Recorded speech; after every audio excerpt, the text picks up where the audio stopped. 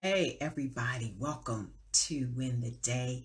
We are here every week to encourage you to be transformed by the renewing of your mind because what? Success is an inside job. And if you want different results, it begins with thinking better thoughts. And today we're going to be talking about how to stop bad habits. And if you're planning on changing your life and becoming more successful by stopping bad habits, that's a really good thing. But what if I told you that there's a better way, a much better way?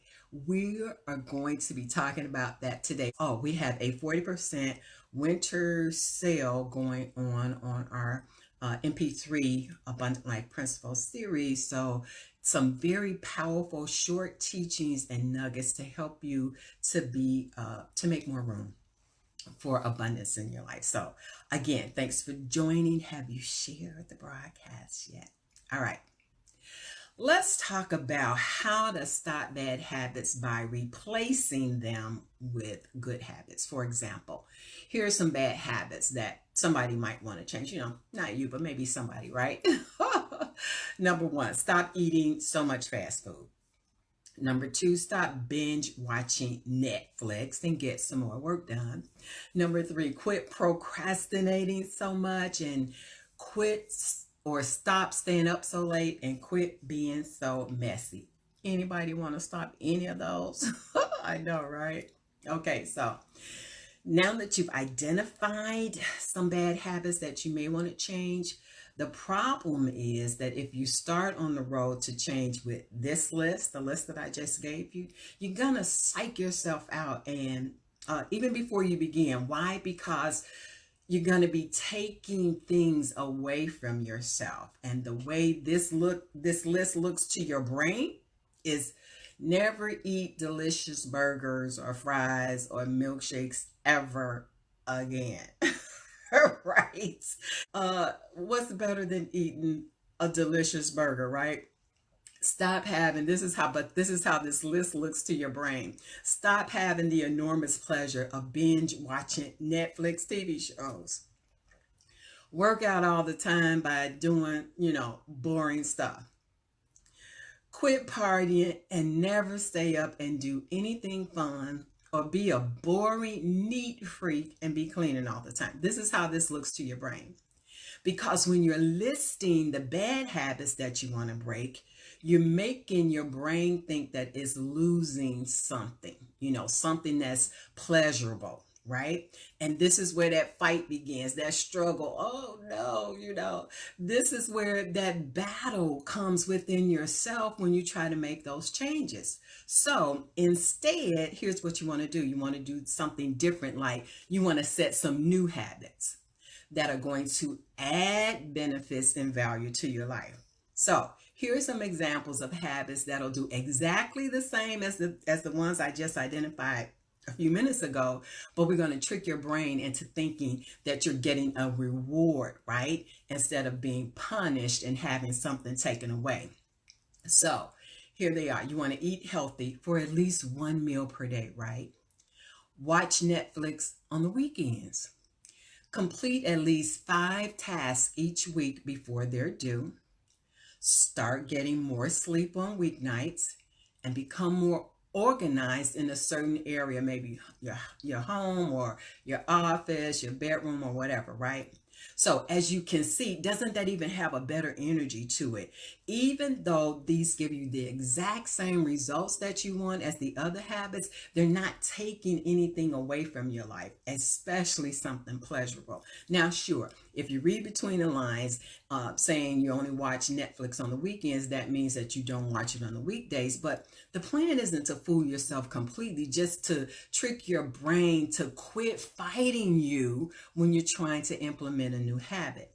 Because here's why negativity never works. The number one factor that determines whether you're going to achieve your goal is whether you believe in yourself. And any sort of negativity, whether it's coming from the habits that you're changing or the thoughts that are running through your head, is going to mess with your confidence. So, When you replace, here's what we're doing. We're replacing the negative habit with positive ones.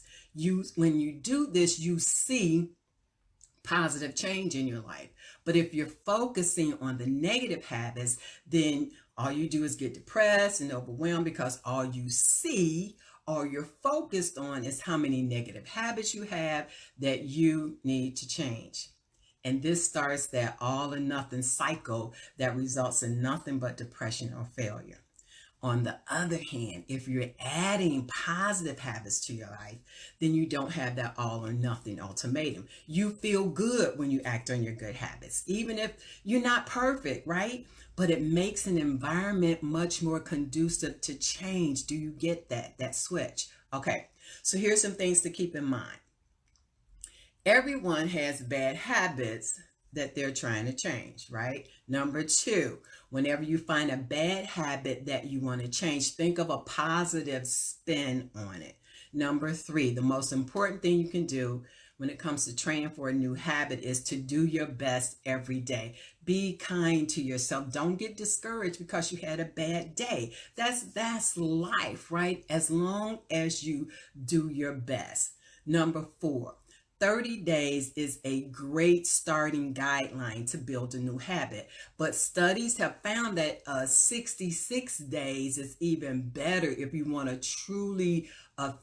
form a truly effective habit, right? 66 days is a better guideline, but 30 days is a really good start. So we're going to start with 30. And number five, I say this all the time, be kind to yourself.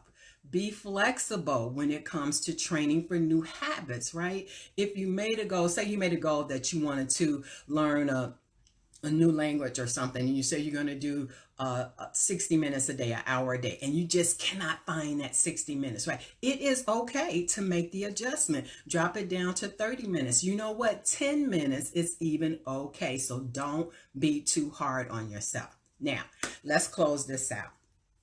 The thing that I want you to take away from this broadcast is that you always want to make your habits something positive, that you're adding something to your life, not taking away. Now, I've given you some really great examples of ways you can turn a negative into a positive. These may have nothing to do with your goals. In fact, your goal may be so different that you might not even be able to see right away how you can replace the do not with the do. So a good way to do this, here's a tip, is to start by writing down the do not, right? And then come up with a list of things that you might be doing in place of it if you suddenly found yourself not exhibiting that bad behavior anymore. So just keep plugging at it and then refine the habits as needed. Now, here's the most important factor. Creating a habit is repetition. And a habit starts with what? An action. And over time, the action is repeated, it becomes a habit. So commit to it, commit to yourself, stay with it, and you will get there if you want to. I love what Wilt Chamberlain said, that everything is habit forming. So make sure what you do is what you want to be doing. All right, that is our time for today. You know what? You have so much more. Please do me a favor, share the broadcast with a friend, and I will see you next time on Win the Day with Coach Jacqui. Blessings.